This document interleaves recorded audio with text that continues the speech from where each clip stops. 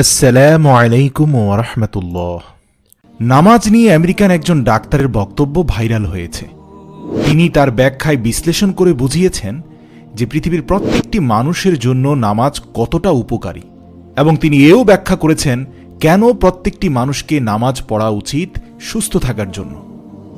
কেননা নামাজের মধ্যে এত বেশি শিক্ষা এবং গুণাগুণ লুকিয়ে রয়েছে যেটি মুখে বলে বোঝানো সম্ভব নয়। তিনি একজন চর্মরোগ বিশেষজ্ঞ ডাক্তার ছিলেন। তিনি বলেছেন, যদি আমরা আমাদের শরীরকে সূক্ষ্ম চোখ দিয়ে দেখে থাকি তাহলে দেখব যে মানুষের শরীরে একটি হৃৎপিণ্ড আছে এবং সেটি পাম্প করে, এবং সেটিতে ইনপুট এবং আউটপুটও যুক্ত আছে, আর যার মাধ্যমে সেই সমস্ত শরীরে তরতাজা রক্ত পৌঁছে দেয়, আবার দ্বিতীয় দিকে পুনরায় ফিরেও আসে।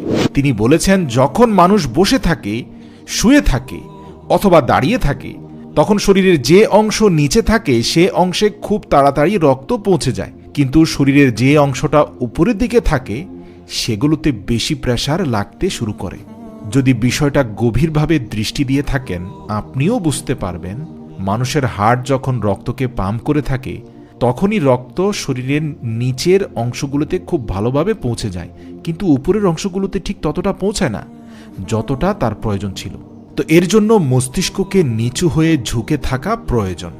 যখন মস্তিষ্ক নিচু হয়ে ঝুঁকে থাকে আর হৃৎপিণ্ড উপরে থাকে তখন মস্তিষ্কের ভেতর রক্তর সঞ্চালনটা খুব ভালোভাবে হয়।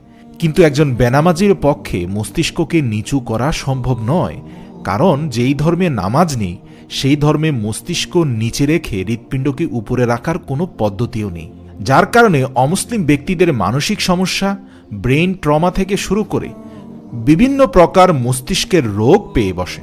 সে ডাক্তার আরও বলেন, যখন কোনো মানুষ সাধারণভাবে বসে থাকে, শুয়ে থাকে অথবা দাঁড়িয়ে থাকে তখন মানুষের হৃদয় নিচে থাকে আর মাথা উপরে থাকে, কিন্তু সেখানে শুধুমাত্র একটা পদ্ধতি আছে যে পদ্ধতির মাধ্যমে মানুষ হৃৎপিণ্ড থেকে ব্রেনের দিকে ব্লাডের ফ্লো বা রক্তের ফ্লোটা চমৎকারভাবে সম্পন্ন করতে পারে।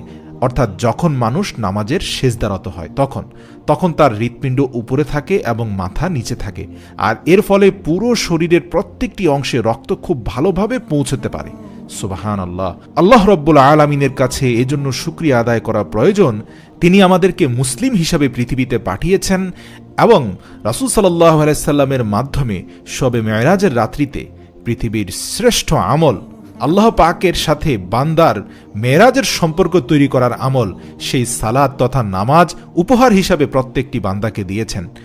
আজ বিধর্মীরাও এটা স্বীকার করছে যে মুসলিম হোক অমুসলিম হোক, শারীরিক সুস্থতার জন্য প্রত্যেকটি মানুষকে সেজদা অবনত হওয়া অত্যন্ত গুরুত্বপূর্ণ।